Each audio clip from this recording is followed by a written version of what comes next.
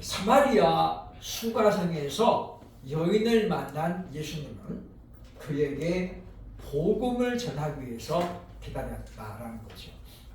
누가복음에서 누가는 바로 잃어버린 자를 찾아오신 예수님을 집중적으로 소개하고 있습니다.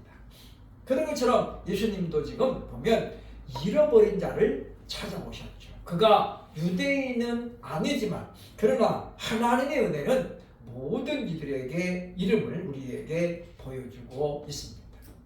그리고 이어지는 대화 속에서 예수님은 자신의 선지자적인 특징을 지금 나타내죠. 우리가 성경을 읽으면서 항상 기준으로 삼아야 될 게 있습니다. 이게 지금 구약 성경인지 신약 성경인지 먼저 구분하는 거예요. 그러니까 구약 성경과 신약 성경은 배경이 달라요. 또 오늘날 우리 시대와 신약 시대는 배경이 다릅니다. 다시 말하면 그 배경은 예수 그리스도께서 오신 이후냐 이전이냐 이걸 우리가 기억해야 되고, 또 하나는 성경이 기록된 이전이냐 이후냐가 굉장히 중요하다는 거예요. 그건 다시 말하면 예수님이 오시기 전에는 성전 시대입니다. 성전 중심의 예배를 하나님이 명하셨거든요. 그래서 모든 유대인은 1년에 3번은 반드시 성전에 가야 돼요. 그게 언제입니까? 바로 무교절을 중심으로 한 6월절, 그 다음에 맥주절, 그리고 오늘날 말하는 추수감사절, 수당절이라고 그러죠. 이 3번은 반드시 지켜야 돼요. 어떤 사람은 성탄절에 왜 안 가요? 근데 구약에는 성탄일이 없어요. 그죠? 그러니까 우리가 1년에 3번 모든 남자는 성전에 참여해야 된다. 그게 구약 성경 성전 중심의 예배입니다. 그런데 이제 예수님이 일단 오셨잖아요. 그리고 이제 교회 시대가 개막이 되거든요. 그래서 성전은, 예루살렘 성전은 예수님이 오시면서 무너지잖아요. 헤롯 성전이 AD 70년에. 그리고 그 성전이 무너지기 전에 교회가 생겨납니다. 그래서 이제 예수님이 오신 다음에는 예배당, 교회 중심의 예배가 드려지는 거예요. 그러니까 그때도 성전만 찾아가면 안 돼요. 성전은 이미 없어졌잖아요. 그죠? 그러면 오늘날 교회, 예배당과 구약의 성전은 뭐가 다르고 뭐가 공통점이 있느냐? 첫째는 뭡니까? 하나님께 예배를 드리는 장소라는 개념에서는 같아요. 또 하나님의 영이 임재하시는 면에서는 같죠. 그러니까 구약 성경 성전 중심에도 하나님 뭐라고 했습니까? 내 눈과 내 마음이 항상 여기에 있으리라. 여기가 뭐예요 지금? 성전이죠. 그러면 오늘날 교회는 어떻게 합니까? 교회는 우리가 예배하는 자는 반드시 성령과 진리 안에서 예배해야 됩니다. 그러니까 우리가 예배를 드리는 그 시간에 성령이 임재하시는 거예요. 하나님의 영이 임재하시죠. 그래서 뭐가 되는 거예요? 거룩한 집이 되는 거죠. 그렇기 때문에 예배당과 성전은 그런 면에서 같다라는 거죠. 그럼 차이는 뭡니까? 성전은 하나만 있는 거예요. 구약시대 성전은 하나밖에 없었어요. 그죠? 이제 이스라엘이 아무리 넓어도 하나님께서 예루살렘에다가만 하나만 지으라고 그랬지. 야, 너네들 뭐니까 남쪽에다 하나 짓고 북쪽에다 하나 지어라. 그러지 않았거든요. 그러나 오늘날 교회는 어떻습니까? 교회는 하나만 있는 게 아니에요. 여러 군데 있죠. 그러나 교회는 뭡니까? 하나입니다. 하나. 한 개가 아니고 하나라는 말이에요. 하나라. 왜냐하면 예수 그리스도의 몸이기 때문이고 예수 그리스도를 머리로 하고 있기 때문이에요. 그래서 장로교회가 있고 감리교회가 있더라도 교회는 하나. 그래서 교회는 나눠지는 게 아니에요. 그죠? 하나여야 되는데 오늘날 교회가 어떻게 이 연합이라고 하는 것을 지금 떨어지고 있다는 거죠. 그래서 지금 예수님은 이 땅에 오셔서 이 사마리아 수가성 여인을 만나시고 그리고 그를 기다리고 있었던 거죠. 그리고 그가 예수님이 지금 그 여인의 마음을 열기 위해서, 다시 말하면 믿음을 주기 위해서 뭐예요? 선지자성을 발휘하는 거예요. 그건 뭐냐면 이 여인의 과거를 지금 들춰내는 거죠. 그건 뭐냐면 이 여인을 지금 망신 주려고 하는 것이 아니에요. 또는 이 여인을 지금 부끄럽게 하는 것도 더더욱 아니죠. 뭐냐면 예수님은 자신의 정체성을 지금 이 여인에게 공개하기 위한 하나의 이 예비 동작으로 여인의 과거를 이야기하는 거예요. 이걸 우리가 선지자성이라 그렇게 말합니다. 그러니까 예수님은 3권을 가지고 오셨어요. 그죠? 첫째는 왕권이죠. 왕권. 유대인의 왕으로 나신 이가 어디 계시니요? 그래서 마태복음은 예수님을 누구로 소개한다고요? 왕으로 소개하는 거예요. 그래서 유대인의 왕으로 오신 이가 어디 계시니요? 그래서 왕이죠. 그 다음에 예수님은 선지자직을 갖고 계신 선지자. 왜냐? 하나님이시기 때문이죠. 그죠? 그래서 예수님은 모르는 게 없는 거죠. 우리의 과거도 아시고 우리의 미래도 아시는 거예요. 그러니까 예수님이 아직 일어나지 않는 일도 미리 말씀하잖아요. 시몬아 시몬아, 사단이 너를 밀가부로 타려고 내게 청구하였으나 그러나 내가 네 믿음이 떨어지지 않기를 위하여 기도했다. 누가복음 22장 62절에 기록된 이 말씀, 31절 32절에 기록된 말씀인데, 그러니까 여기 보면 사단이 시몬 베드로를 뭐예요? 청구했다는 거예요. 마치 사단이 욥을 하나님께 청구하잖아요. 하나님이 욥을 막 자랑하니까 사단이 뭐라고 그래요? 하나님, 욥이 까닭 없이 하나님 섬기겠어요. 하나님이 그에게 복을 주시니까 그럴 거예요. 만약에 그 복을 회수하면 욥이 뭐예요? 분명히 하나님을 저주할 것입니다. 그래서 하나님이 사단에게 뭐예요? 이른바 내기를 하는 거예요. 그래? 그러면 욥이 가지고 있는 거 한번 뺏어가 봐라. 다만 그의 생명은 건들지 말라. 그래서 그냥 하루아침에 욥이 뭐예요? 거지가 돼버리는 거예요. 그래도 욥이 어땠습니까? 신실함을 잃지 않지요. 주신 이도 여호와시니 가져가신 이도 여호와시니라. 어떻게 보면 참 욥은 진짜 고고하잖아요. 고고한 사람. 오늘 우리가 근접할 수 없는 분이에요. 그런데 사단이 어떻게 해요? 안 물러나죠. 하나님, 가죽을 대체하니 무슨 차이가 있겠습니까? 그의 건강을 치시면 그가 돌아설 것입니다. 그래서 하나님께서 건강을 치라고 해요. 그래서 온 몸에 종기가 나고 기와장으로 막 긁어야 피가 나도 안 시원하는. 그러니까 아토피가 심한 애를 제가 하나 그때 만났었는데 그 애가 초등학교 1학년인가 그랬을 무렵이에요. 엄마가 신학교를 다니는데 엄마를 따라서 학교를 왔어요. 그죠? 학교 다니기 전이네. 근데 얘가 애들 치고 안 이쁜 애가 어디 있겠습니까? 그게 참 이쁘게 생긴 여자애가. 그리고 똑똑해요. 그죠? 근데 그 하루에도 몇 번씩 그 가려움증이 이렇게 발작을 하나 봐요. 말하자면.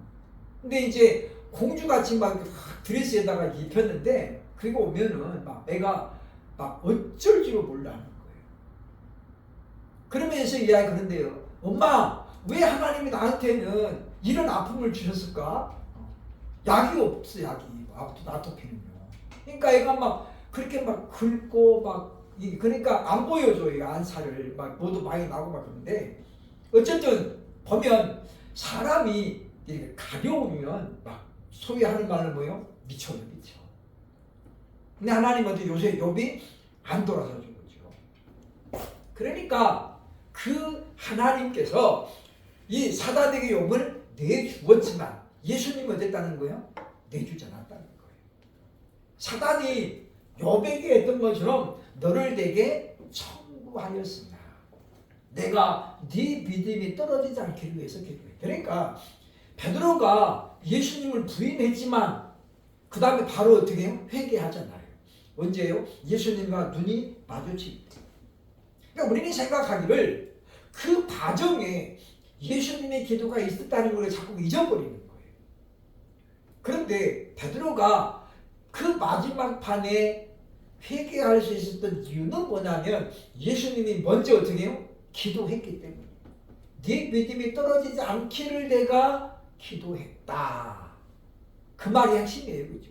그러니까 우리가 지금 내 믿음 내가 지키는 것 같지만 실상은 뭐예요? 로마서 8장에서 사도 바울은 우리에게 이야기하죠. 하나님 보좌 우편에서 바로 예수께서 우리를 위하여 간구하고 계십니다.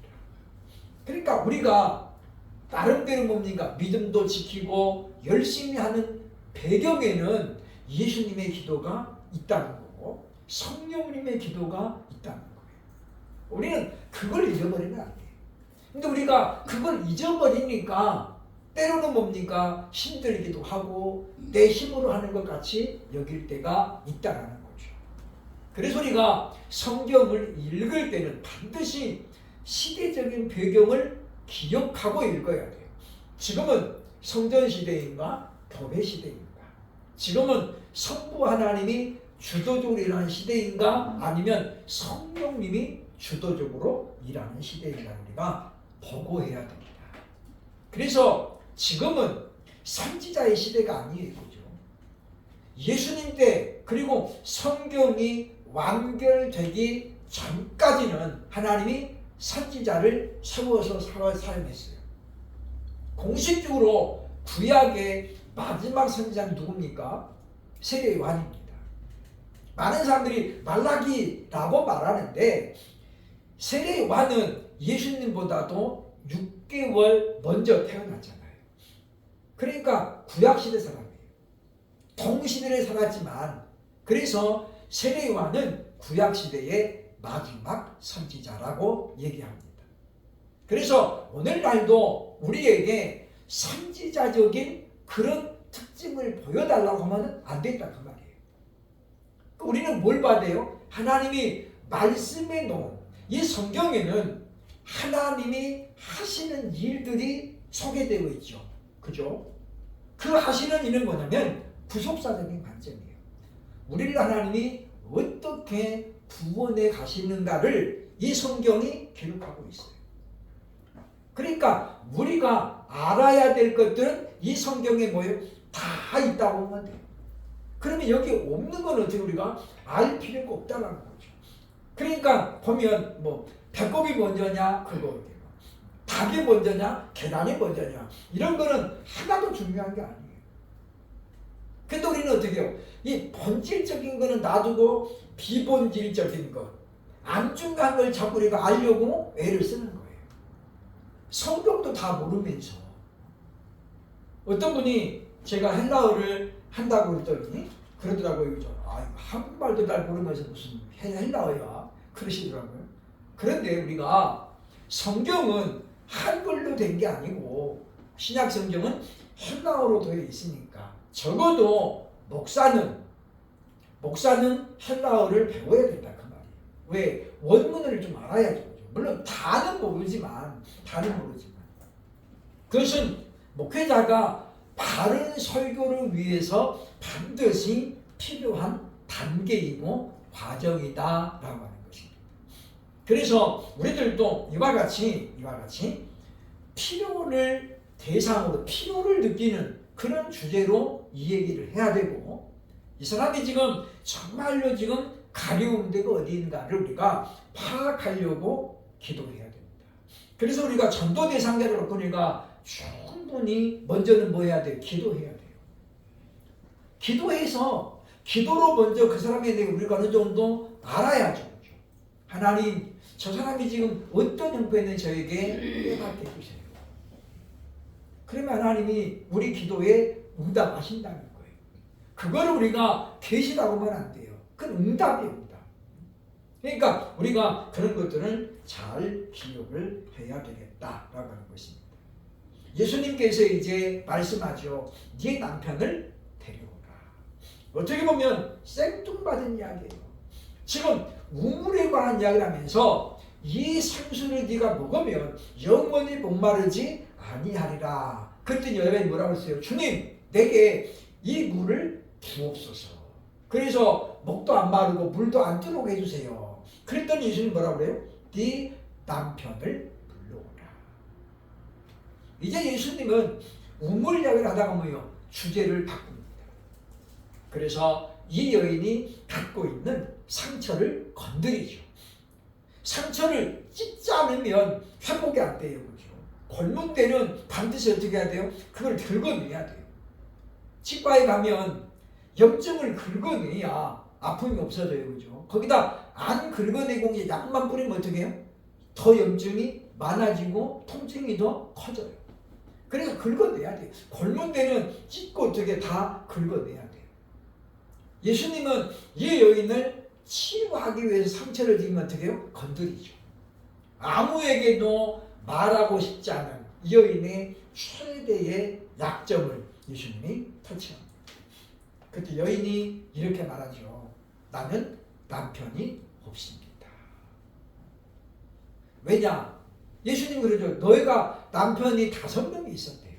우리는 이 한 구절만 봐도 이 여인이 얼마나 험한 인생을 살아봤는가 우리가 알 수 있어요. 물론 이 여인이 원해서 남편이 바뀌었을 수도 있어요. 또 반대로 남편이 사별했을 수도 있죠. 그 내용은 예수님이 1절 지금 말하지 않아요. 왜냐하면 예수님은 이 말씀 한마디로 나는 선지자다라는 것을 여인에게 지금 나타내는 거예요. 그러면 이 여인은 뭡니까? 그 말 한마디만 듣고 예수님이 누구인지를 알았어요. 그래서 뭐라고 그래요? 주여, 내가 보니 당신은 선지자입니다 라고 말하죠. 그러니까 여기서 우리가 이 상담자의 사실을 우리가 한 가지 기억을 해야죠. 그렇죠? 상담은 반드시 1대1로 이루어져야 되고 또 하나는 뭐예요? 비밀이 절대적으로 보장돼야 됩니다. 요즘에 이제 정신과가 발달이 돼가지고 상담을 많이 하잖아요. 이 상담의 비밀은 가족에게도 공개하면 안 됩니다. 법적으로 처벌받아요. 그렇죠? 아내가 나 몰래 했는데 남편이 나 남편이니까 알려주세요. 하면 어떻게 이거 걸립니다. 그만큼 상담자는 내담자의 비밀을 공유해야 돼요. 철저하게 비밀에 붙여야 돼요. 그래서 예수님도 누구에게도 이 사실을 얘기하지 않죠. 왜냐? 예수님은 이 여인의 과거를 지금 이야기함으로 말미암아 이제 뭡니까? 이 여인의 상처를 치료하는 거예요. 자기를 드러냈죠. 왜? 이 여자가 지금 하필 정오의 우물에 물을 들어온 이유가 여기서 지금 설명되는 거예요. 옛날처럼 동네가 작은 동네면 사생활이 어떻게 돼요? 보장이 안 돼요. 요즘 뭐 제가 지난번에 어쩌다 보니까 뭐 금주를 부탁한가 그 드라마를 제가 하나 봤는데 이 여자애가 이제 공식적으로는 술을 좋아해서 파혼했다. 그래가지고 고향에 돌아와요. 군인데 오니까 뭐 동네 소문이 쫙 났어요. 신랑보다 술이 더 좋다고 그래가지고 파혼을 당했대. 그게 그냥 쫙 퍼진 거예요. 그게 작은 동네 특징이에요. 그러면 여인이 지금 5번 결혼 실패한 거잖아요. 이유야 어쨌든 간에. 그러면 사람들이 여인을 좋게 보겠어요? 날마다 안주거리를 삼죠. 그러니까 여인은 뭐예요? 사람들을 만나는 게 두려운 거고 싫은 거고 그래서 대인 기피증이 생긴 거예요. 그래서 정오, 가장 더울 시간에 그때에 물을 들어오는 그런 사람이죠. 그런데 여인이 여기 보면 상당히 지식이 있는 사람이에요. 왜냐? 예수님과 대화에서 드러나죠. 그죠? 예수님과 그가 야곱의 우리 조상이 야곱입니다. 즉 나는 야곱의 자손입니다 라고 자신의 정체성을 얘기한다는 것부터가 뭐예요? 이 여자는 평범한 여자가 아니었구나. 그래서 이제 예수님과 대화가 이루어집니다. 우리는 그렇기 때문에 우리 주변에 좀 연약한 자가 있는가 돌아보고 우리가 그들을 위해서 늘 기도해야 돼요. 왜냐? 우리가 보면 평균적으로 나옵니다만은 나보다 더 좋은 환경에 있는 사람을 내가 전도한다는 것은 대단히 어렵습니다. 현실적으로. 그러니까 나보다 많이 가진 사람, 나보다 많이 배운 사람, 이런 사람들 내가 전도하기는 어려워요. 그렇죠? 그러나 나하고 비슷한 사람 또는 나보다도 어려운 사람을 전도하기는 비교적 쉽다라는 거예요. 그래서 우리는 내 주변에 그런 사람들을 돌봐야 된다라고 하는 것입니다. 여인이 자신의 아픔을 드러내는 주님에게 말씀하죠. 주여, 내가 보니 선지자로소이다. 두 가지 단어가 눈길을 끌어요. 하나는 뭐예요? 주여라는 말이죠. 물론 여기서 이 여인이 말하는 주인이 당신은 나의 주인입니다, 그런 의미는 아닙니다. 그러나 이 여인은 선생님이라고 말하지 않고 대부분 뭐라고 해요? 주여라고 이야기하죠. 그렇다고 해서 여인이 지금 신분이 뭐예요? 노비는 아닙니다. 종은 아닙니다. 종이나 노비가 어떻게 결혼을 5번이나 할 수 있겠습니까? 그건 말이 안 되죠. 그러니까 요즘으로 하면 여인은 상당히 열린 의식을 가지고 살아가는 사람이었다고 보면 돼요. 그런 그에 비해서 처음 본 사람에게 주여, 퀴리에라는 호칭이 나와요. 야, 이 보면 가룟 유다는 예수님을 3년을 돌아다녔어도 뭐예요? 계속해서 뭐라고 해요? 선생님, 랍비여라고 랍비여. 그건 뭐냐면 유다가 바라보는 예수 그리스도의 정체성이에요. 여인은 뭡니까? 주여. 이 말은 자기를 완전히 낮추는 자세예요. 당신이 나의 주인이다라는 말은 나는 당신의 종입니다라는 개념이거든요. 자기를 낮추지 않으면 주란 말을 못하는 거예요. 여인은 뭐예요? 예수님의 그 한 말씀에 자기를 낮춥니다. 그리고 뭐라고 해요? 선지자입니다. 그리고는 구구절절 변명하지 않죠. 왜냐? 자기의 과거를 이렇게 금방 아는 사람, 그리고 자세히 아는 사람이라면 변명할 여지가 없는 거예요. 그죠? 변명할 여지가 없어요. 그러니까 주님께 맡기면 되죠. 저는 그런 사람입니다. 그리고 어떻게 해요? 넘어가는 거예요. 어떻게 넘어갑니까? 여인이 주제를 전환합니다. 자기 가정사회가 나오고 자기 성적이 나오니까 여인은 거기에 딱 수긍하고 뭐예요? 예배로 방향을 전환시켜요. 왜냐? 이분은 그동안 자기가 알았던 모든 사람보다도 다른 사람이에요. 왜냐? 선지자거든요. 그래서 여인이 평상시 신앙생활을 하면서 궁금해했었던 예배에 대해서 지금 질문을 던지는 거예요. 그 내용은 무엇입니까? 우리는 이 산이 어디냐면 그리심산이에요. 그리심산. 이 산에서 예배하는데 당신들은 예배할 곳이 예루살렘에 있다 하더이다. 그러면 무슨 산? 예루살렘은 무슨 산이에요? 모리아산을 말해요. 왜냐? 모리아산은 솔로몬 성전이 지어진 그 산이죠. 일찍이 다윗 시대에 3년 연속 다윗이 마지막 때 인구조사를 하죠. 두 번째 인구조사를.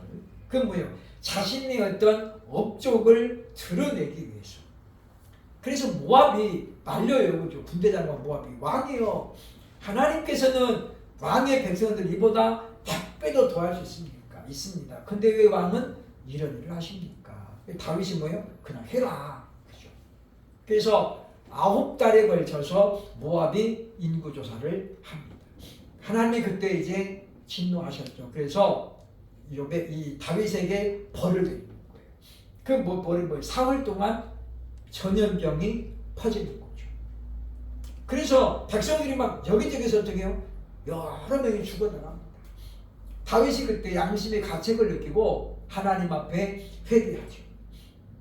그리고 바로 모리아 산에 있었던 아라우나의 집에서 그 마당을 사가지고 하나님께 예배를 드리는 거예요. 그 자리가 어디입니까? 바로 솔로몬이 성전을 짓는 바로 그 자리. 그 자리가 어디냐면 아브라함이 이삭을 하나님께 번제물로 드리려고 했던 그 산이 바로 모리아산. 이 보면 아라우나의 집이에요. 타작마당. 그러니까 보면 솔로몬이 그곳에 예배당 성전을 짓는 것은 우연이 아니에요. 다윗이 하고 많은 집 중에 왜 그 집을 샀겠어요? 그 텃밭을. 그건 뭐예요? 아브라함이 바로 이삭을 드렸던 그 역사적인 것이죠. 그것은 하나님께서 이미 성전의 터로 아브라함 때 이미 예비하셨던 그런 곳입니다. 다윗은 몰랐고 솔로몬도 몰랐지만 결과적으로 뭐예요? 그곳이 바로 하나님이 원하시는 곳이었다라는 거죠. 그래서 보면 신명기 11장 29절에 그리심산에 대해서 이렇게 말합니다. 봅니다. 시작. 내 하나님 여호와께서 네가 가서 얻을 땅으로 너를 인도하여 들이실 때에 너는 그리심산에서 축복을 선포하고 에발산에서 저주를 선포하라. 그리심산은 사마리아에 있는 땅인데 세겜성 바로 남쪽에 있어요. 그러니까 예루살렘에서 보면 북쪽이죠, 북쪽. 그리고 지금 이 에발산은 그 근처에 있는 산인데 이스라엘 가본 사람들이 이야기합니다. 이스라엘은 산들이 있지만 거의 다 민둥산이에요. 나무가 없어요. 저도 영상으로만 몇 번 봤습니다만은 그냥 거의 보면 흙으로 황토 색깔로 돼 있어요. 저게 무슨 산인가 싶을 정도죠. 그런데 그리심산은 그 중에 산들의 나무들이 꽤 많은, 우리나라 산처럼 이렇게 뭐 울창한 것은 아니지만 나무들이 상당히 많이 있는 그런 산. 그래서 이스라엘의 산들 중에서 가장 아름답다. 다시 말하면 가장 산같이 생긴 산이 바로 그리심산이라고 해요. 그래서 출판사 이름 중에서도 그리심 출판사가 꽤 유명하죠. 우리나라에 그리심 출판사가 있습니다. 어쨌든 하나님께서 모세를 통해 말하기를 사람들을 6지파씩 나눴어요. 그죠? 그래서 6지파는 그리심산에, 6지파는 에발산 쪽에 서게 하고 축복의 말씀을 할 때는 아멘하게 만들고 저주할 때는 뭐 에발 서는 사람들이 아멘 했다라는 거죠. 그래서 그때부터 이제 그리심산은 하나님 앞에 특별한 산이 되는 거예요. 그러니까 사마리아 사람들이 어차피 예루살렘에는 못 가니까 바로 이 그리심산에서 예배를 드리기 시작했다라고 하는 거죠. 그런데 유대인들은 뭐예요? 아니다. 니네 가는 거 그게 아니고 우리 모리아산에서 예배드려야 된다. 그래서 바로 모리아산인 성전을 고집했다라고 하는 거죠. 그래서 지금 예수님이 여인에게 이야기합니다. 여인은 지금 뭔 이야기를 하는 거죠? 예배의 장소를 말하는 거고 예수님은 예배의 본질을 설명하는 겁니다. 그래서 지금 여인은 장소에 관심이 있지만 예수님 뭐예요? 본질에 더 강조성을 두고 있다라는 겁니다. 우리 역대하 7장 19절로 20절 하나님이 성전을 어떻게 보시는가, 오늘날 예배당을 어떻게 보시는가 여기에 잘 나타나 있습니다. 역대하 7장 19절로 20절 보겠습니다. 시작. 그러나 너희가 만일 돌아서서 내가 너희 앞에 둔 내 율례와 명령을 버리고 가서 다른 신들을 섬겨 그들을 경배하면 내가 너희에게 준 땅에서 그 뿌리를 뽑아내고 내 이름을 위하여 거룩하게 한 이 성전을 내 앞에서 버려서 모든 민족 중에 속담거리와 이야기거리가 되게 하리니. 그러니까 하나님께서는 이 성전이란 건물을 분명히 어떻게 거룩한 곳이라고 구별하셨어요. 그리고 내가 이곳에 임재하겠다라고 말씀했죠. 그러나 하나님 보기에는 뭐예요? 너희가 나를 믿음으로 고백할 때만 거룩한 것이 이곳은. 너희가 만약에 내 계명을 업신여기고 우상을 섬기면 언제라도 이 성전을 어떻게 하나님이 버리겠다는 거예요. 그러니까 금으로 되어 있잖아요. 솔로몬 성전은. 그러나 그것은 우리가 볼 때는 최고의 가치를 갖고 있을지 몰라도 하나님께는 이건 하나도 중요한 거예요. 그러니까 에스라 시대에 성전이 재건되죠. 스룹바벨 성전입니다. 바벨론에 의해서 솔로몬 성전이 완전히 불타버리죠. 그죠? 없어졌어요. 그래서 이제 70년 후에 하나님이 스룹바벨 성전을 재건하죠. 그런데 옛날 솔로몬 성전을 봤던 사람들은 스룹바벨 성전을 보고 어떻게 엉엉 물어요. 왜 물어요? 너무 초라하거든. 그냥 나무로만 지었잖아요. 솔로몬 성전은 뭐예요? 온통 금으로 도배를 해놨는데 그래서 계속 통곡하죠. 그거를 모르는 사람들은 뭐예요? 기쁨으로 울었더라 라고 말하죠. 그러니까 하나님께서 중요하게 보는 건 뭐냐면 예배당의 어떤 규모, 어떤 내용으로 지어졌는가, 이태리의 장식이 얼마나 많은가, 이건 하나님 앞에 하나도 중요한 게 아니에요. 우리가 어떤 마음가짐으로 예배당을 출입하는지, 어떻게 우리가 예배를 드리는지, 그게 중요하다는 거죠. 그래서 지금 주님께서 말씀합니다. 성전은 하나님께 예배를 드리는, 하나님을 섬기는 용도로만 사용될 때 성전인 거예요. 거룩한 집이라는 이야기죠. 그렇기 때문에 장소가 핵심은 아니다 라고 지금 주님이 말씀하죠. 그러면 장소는 그러면 하나도 안 중요하냐? 그렇지 않습니다. 장소도 중요하죠. 왜? 하나님께서 원하시는 장소가 있다는 거예요. 창세기 22장 2절 보겠습니다. 시작. 여호와께서 이르시되 네 아들 네 사랑하는 독자 이삭을 데리고 모리아 땅으로 가서 내가 네게 일러준 한 산 거기서 그를 번제로 드리라. 그러니까 하나님이 아브라함이 뭐라고 그래요? 너는 예배를 드리되 어디로 가라는 거예요? 모리아 산으로 가서 그 중에 한 지역 내가 너에게 지시한 곳에서 이삭을 번제물로 드려라. 여기서 예배의 핵심 요소 두 개가 나와요. 첫째 뭐예요? 하나님이 원하는 장소에서 드려야 돼요. 두 번째 뭡니까? 하나님이 원하는 예물로 드려야 돼요. 예전에, 지금은 어떤지 모르겠습니다만은 전에 강남에 소위 말하는 뭡니까? 클럽, 나이트 클럽을 주일 예배 장소로 해가지고 예배드리는 공동체가 있어가지고 신문에 크게 났어요. 그죠? 자, 일주일 내내 그건 뭐예요? 술 먹고 죄 짓는 장소예요. 거기를 주일날 11시 예배 딱 한 번 예배당으로 쓰는 거예요.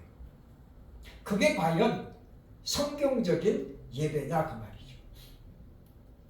그건 뭐예요? 그 성전이 아니에요. 일주일 내내 거기서 죄악의 온상이에요. 그날 하루 예배드린다 그것이 성전이 될 수 있겠는가 그 말이에요. 물론 만약에 예배드릴 때가 아예 없어. 그런 경우는 또 모르죠.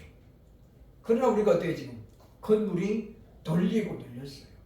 더군다나 지금 빈 건물이 얼마나 많습니까? 그런데 굳이 홍보성으로 광고하려고 그런 의미로 그런 것들이 빌리는 거잖아요. 내 크기도 상당히 큰데. 그러니까 그건 뭡니까? 하나의 어떤 홍보 효과를 노리고 하는 거고, 방송에 타가지고 사람들을 끌어모으려는 그런 얄팍한 상술로 드려지기 때문에 그런 예배를 하나님이 기뻐할 수가 없다는 거예요. 그러니까 우리가 장소도 분명히 구별해요. 그래서 오늘날은 뭐예요? 예배당 중심의 예배가 돼야 된다는 거예요. 왜? 하나님께서 그 이름을 지금 어떻게 해요? 교회에 두고 계시기 때문이죠. 그래서 모든 교회는 뭐예요? 하나님의 교회가 되는 거예요. 하나님의 교회가. 그래서 우리는 이와 같이 하나님의 속성을 먼저 생각해야 돼요. 하나님은 거룩하신 분이다. 이걸 우리가 잊어버리면 안 되죠. 그래서 우리가 하나님께서 세속을 굉장히 싫어한다는 거예요. 우리가 예수 믿는 사람들이 거룩함을 잃어버리면 뭐예요? 그때는 이미 세속화 되는 거예요. 그 세속의 물결이 지금 교회에 걷잡으면서 지금 들어오고 있잖아요. 그러니까 교회는 그거를 자꾸 막아내야 되는데 오늘날 교회가 뭐 그거를 그냥 수용해버리는 거예요. 그래서 어찌 보면 교회가 지금 계속해서 어려워지고 있다라고도 볼 수 있습니다. 그래서 우리는 오늘 우리가 모여서 예배를 드리는 이 예배당은 우리는 뭐예요? 성전의 개념과 같은 그런 의미를 가지고 우리가 예배를 드려야 된다는 거예요. 자, 역대하 7장 15절 16절 함께 같이 한번 읽어보겠습니다. 시작. 이제 이곳에서 하는 기도에 내가 눈을 들고 귀를 기울이니 이는 내가 이미 이 전을 택하고 거룩하게 하여 내 이름을 여기에 영원히 있게 하였으니라. 내 눈과 내 마음이 항상 여기에 있으리라. 저는 저쪽에 있을 때는 제가 15절 16절을 현수막 크게 해가지고 이렇게 해놨어요. 크게. 근데 일찍에 피자집에 들어오니까 기름때가 다 올라와가지고 색깔이 이렇게 다 변색되더라고요. 그래서 이제 다 뜯어내고 그랬습니다만은, 그래서 이제 우리 교회 설립할 때 영구표어가 하나님의 시선이 머무는 교회가 영구표어가 됐어요. 그래서 우리는 이 말씀 우리가 늘 기억해야 돼요. 이곳에서 하는 기도예요. 그러니까 하나님께서 우리 예배당이 많지만 예방교회 우리를 붙여주신 데는 뭐예요? 목적이 있다는 거예요. 그래서 우리 교회가 되는 거예요. 우리 교회가. 그러니까 이곳에서 하는 기도에 눈을 들고 내가 귀를 기울이니. 엄청난 거죠. 엄청난. 하나님이 눈을 들고 귀를 기울이신대요. 우리가 기도하는 거는 하나님의 뜻에 합당한 것도 있지만 안 그런 것도 있잖아요. 그래도 하나님이 다 들으신대요. 그래서 우리는 항상 우리가 뭐예요? 교회 중심의 신앙생활을 해야 돼요. 교회 중심. 그래서 우리가 하나님의 능력을 교회에서 체험하지 않으면 어디서 할 거예요?